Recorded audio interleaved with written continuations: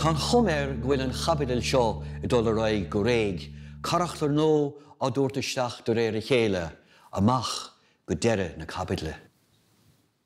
Is léir nach daithníonn Jack Talbot an tuiriseoir áid túil le hífe rud a chuireann leis an teannas atara. Agus ní héan chairde a chanirad go bhfuil le hiníon sal ábhrín cantalach agus go bhfuil stíl fé le caintice, chuireann si nachhanna fashionanta béarla tríd an gaintice rud a bhéadúíonn an dailt ar na glúine, agus ar cuid den scéal é sin chomá. Tá sal a dul go dtí cóisiir le Marcus ó Suilleabháin, fear ógáid túil bhfuil gnó taxi aige, agus gur léir gur sais buchail báire tá ann, rud na taithníonn le hífe néachar.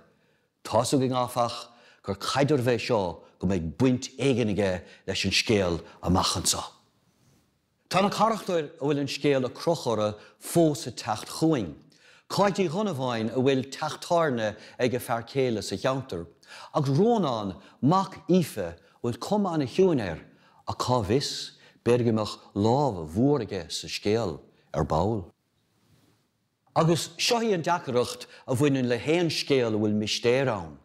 Caitheann tú súlaithe méid ar gceach ile charachtar, fiú má cheapann tú nach bhfuil éon tácht a buint leis nó lé.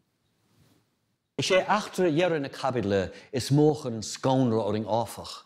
É sé sin an túnsaí an donacha fearcéile teisar ife le bínib agus le fórsa. Láthaireach bún bhuail sílamíd bhfuil rud éigean le Celtic donacha. An féidir gur be donacha an dro bhuachail, ach níl sa ach cabide le ceathir. An féidir gur be donacha fé near an tribulóid go léir.